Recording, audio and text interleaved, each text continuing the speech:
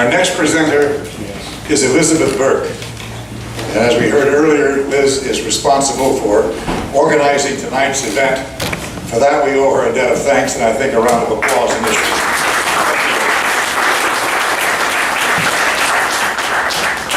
Liz Burk is a psychologist who divides her time between a practice in New York and her family there, and a home and husband here in Southwest Louisiana. Her two chapbooks, Learning to Love Louisiana, published in 2013, and Louisiana Purchase, published in 2014, were published by Yellow Flag Press. Her work has appeared in Rattle, Calyx, Atlanta Review, the Southern Poetry Anthology, Red Wheelbarrow, Spillway, Earth's Daughters, Nantucket River Review, and various other journals and anthologies. Ladies and gentlemen, Elizabeth Burk.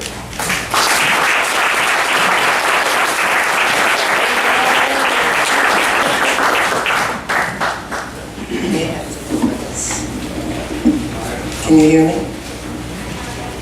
Thank you all for coming out on this dark and stormy night. I'm going to read mostly from my two chapbooks, Learning to Love Louisiana and Louisiana Purchase. And these collections came about because, as most of you know, I'm a Yankee from New York who met and married a Cajun from Southwest Louisiana and who learned belatedly that most Cajuns return home. Here's how it all began. Watching him peel an onion. His hand, calloused, rough, wide as a catcher's mitt, hovers like a bear's paw over the onion, scoops it out, cradles it.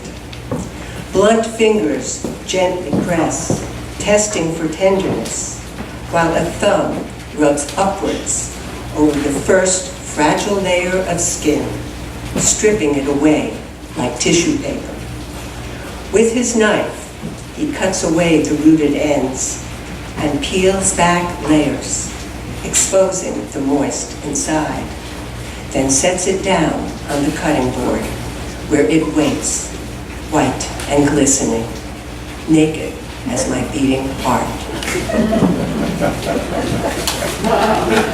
My friends up north often ask what there is to do down here in Southwest Louisiana, so I wrote a little insider-outsider guide for Yankees. How to visit Cajun country. Drag your bags out of the air-conditioned airport and into the sauna called Louisiana. Let your skin drink in the heat and wet. Try not to think about your hair. Stop first at Pochet's in Breaux for a breakfast of café noir, grilled biscuits, boudin. Suck the spicy meat and rice mixture from its casing. Go native and add couscous, a dish of cornmeal mush fried in fat. Find any boat landing on the Atchafalaya Basin, McGee's, Whiskey River, and tour the swamp's still waters. Listen to your weathered guide tell stories of life in the basin, amidst mosquitoes, alligators, snakes, the eerie calm. Midday, check out local service stations for the best food around. Fried chicken, catfish pork boy, a plate lunch of red beans and rice.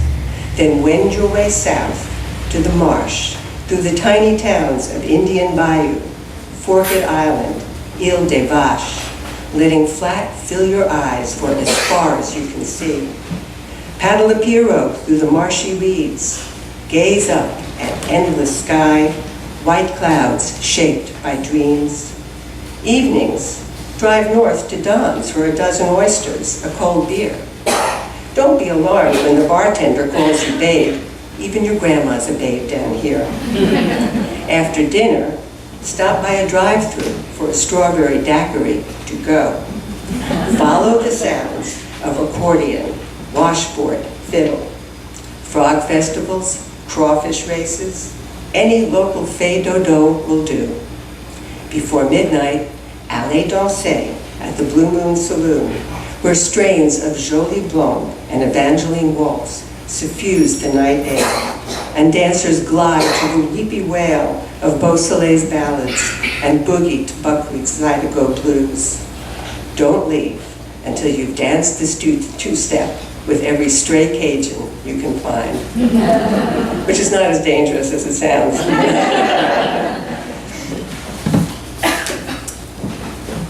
So most of the time I come up here, but occasionally my Louisiana man comes up to visit me. He visits. Home from work, I find him in the kitchen, chopping onions, celery, dicing peppers. Peeled, parboiled tomatoes sit naked on the cutting board, dripping juice and seeds. I inhale the aromas of garlic, thyme, the white wine poured Julia Child style, one dollop for the stew, one slurp for the cook, before he spoons into my mouth a roux, rich and redolent with spice. Come to Louisiana, babe, he says, putting into my still open mouth a plump piece of hot sausage, my mouth that is always open for more, and I'll cook for you forever. And I want to, I do. I want that hound dog in the back seat of our pickup, head poking out the window, ears flapping in the breeze, chanky-chank music blaring on the radio as we drive over bumpy back roads to town. But I'm a set-in-stone city girl, raised by skyscrapers, wary of wide-open spaces, afraid my life will be cast adrift, a pirogue lost in the tall, marshy reeds, empty as the galaxy of wine bottles he leaves behind on the kitchen floor, where papery garlic skins lie scattered, still curled, as if around the body of the clove, no longer there. And this is the sequel. It's called Living Alone. Living alone is easy. No one telling you what to do or when to do it. No one questioning why you're eating M&Ms so early in the morning, or peeling a potato with your fingernails instead of a knife. No one watching you forget to screw the top back on the coffee maker, or put the glass pot under the spout, spraying coffee all over the kitchen. No one asking what's for dinner as you walk through the door. No one there to see that living alone is as easy as landing on the moon every night, looking to claim your place on an empty planet with every tentative, weightless step you take.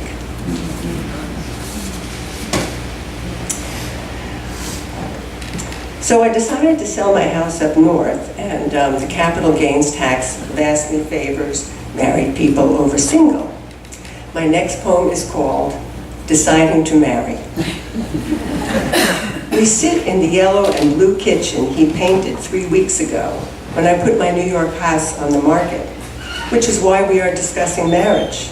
Not a romantic proposal, a capital gains gambit. The money could go for cameras and carpentry, a better use than bombing Iran, we think, as we sit at the round wooden table, the morning sun glinting through the glass door. It's mid-March. I'm warming my hands on a hot cup of cappuccino he made for me, sipping sweet, foamy milk. The coffee underneath, pungent, bitter. We watch the birds swoop for seed, the birdhouse a battleground, a tiny swinging stage where a fierce chickadee holds sway, chases away blue jays. A squirrel scampers up the pole in a futile quest for food, only to lose his balance at the top, slide to the ground. We laugh as the squirrel limps away. He'll be back. Maybe it's this wildlife family that reminds him of home, about moving back to Louisiana, building us a house like Frida Kahlo's, all orange and blue and yellow sunshine, an open courtyard in the middle filled with foliage, a stone bench where she sat with Diego when they were speaking.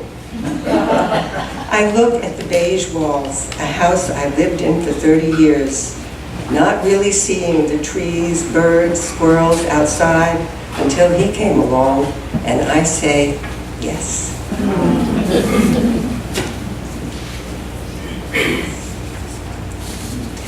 And as long as I'm on the topic of marriage, here's a psychologist sort of depressing people with that topic. It's called repetition compulsion. It doesn't matter who you marry. One morning you wake up and there's your father sitting at the breakfast table, scowling as he spreads blueberry jam on a slice of toast, or standing at the stove stirring oatmeal and pointing out the untidy stack of papers on the dining room table, the lights you left on in the kitchen overnight.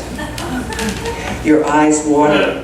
You barely recognize the fragile creature you've become, so you leave your father for another mate and discover now it's your mother you've wed. And it's you who complains about dirty socks by the side of the bed, newspapers strewn on the living room floor, you who are angry and overbearing while your partner wears the sign saying, "Victim." You hate the carping creature you've become, decide it's time to try again, while the chorus of ghosts cackle, shutting out all other melodies.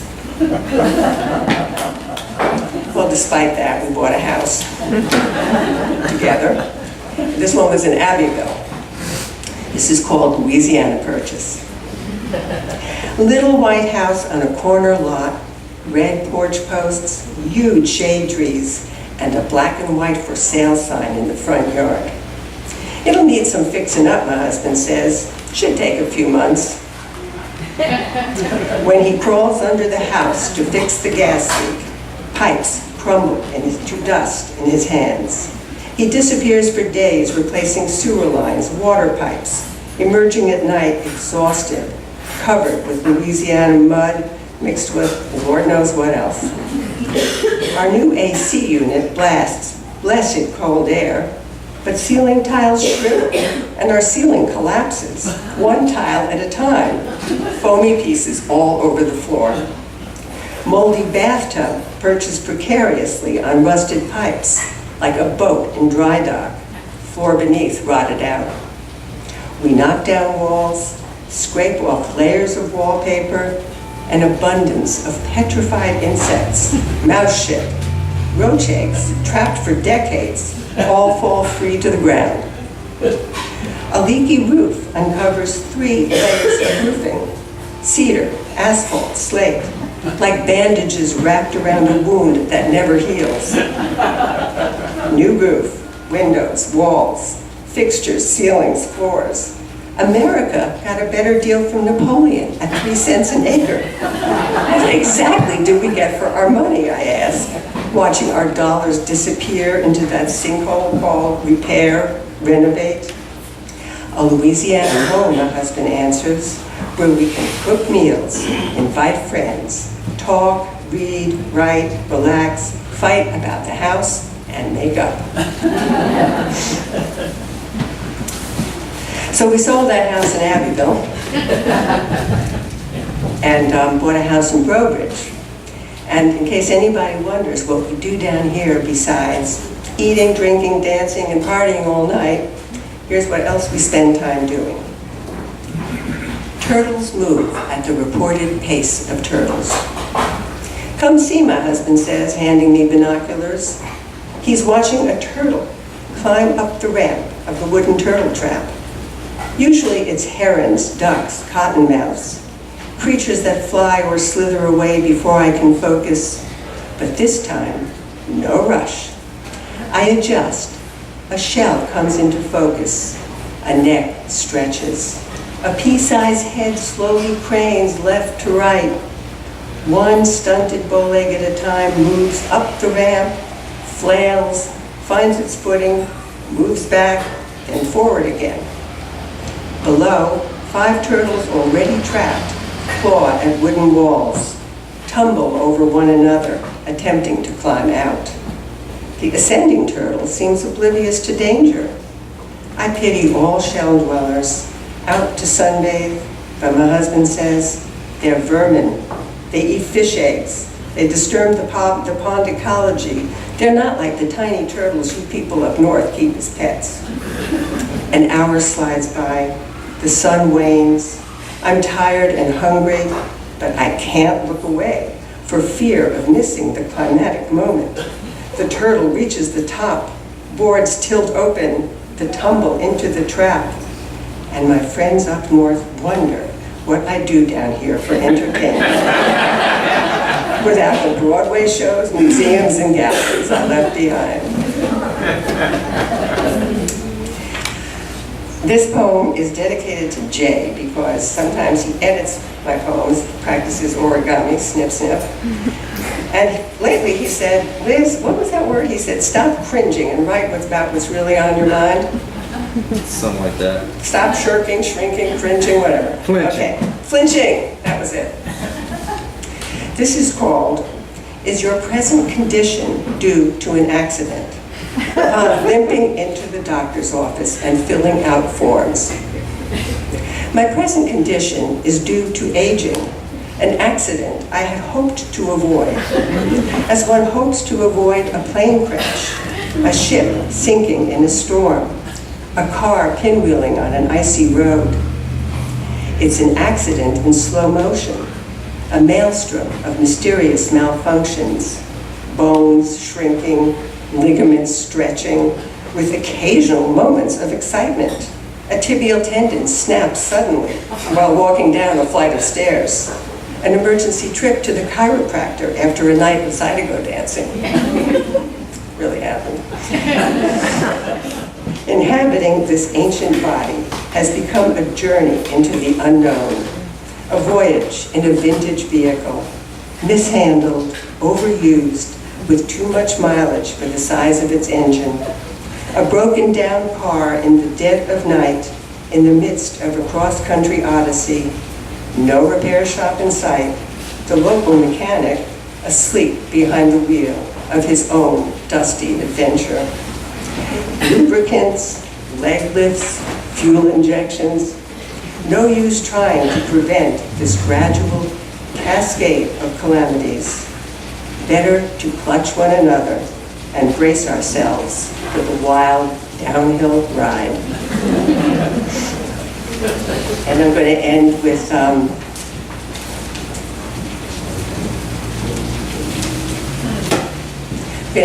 this poem that's the title to my first book and describes my initial and ongoing impressions of Louisiana, this unique place. Learning to love Louisiana. Where are the mountains, I ask, after an hour's drive through flat-filled landscapes of sugarcane and rice fields, miles without trees, unprotected from open sky. Some call it the prairie. The name blows wide open the shut-down, frightened spaces in my heart, transforms this stripped, bare, boggy land into primal frontier. Great vistas of grassy earth framed by cloudscapes, dotted with tin shacks, trailers huddled like hitchhikers by the side of the road, the lackadaisical towns, windows boarded, looking in daytime as though they were shut down for the night, the gray mist's endless drizzle, filling the swamps, marshes, basins to the brim. Why not surrender, succumb, languish at the edge of a rice field, watching the wind sway the marshy grasses, out here on the prairie, so close to God, where there is no place to hide.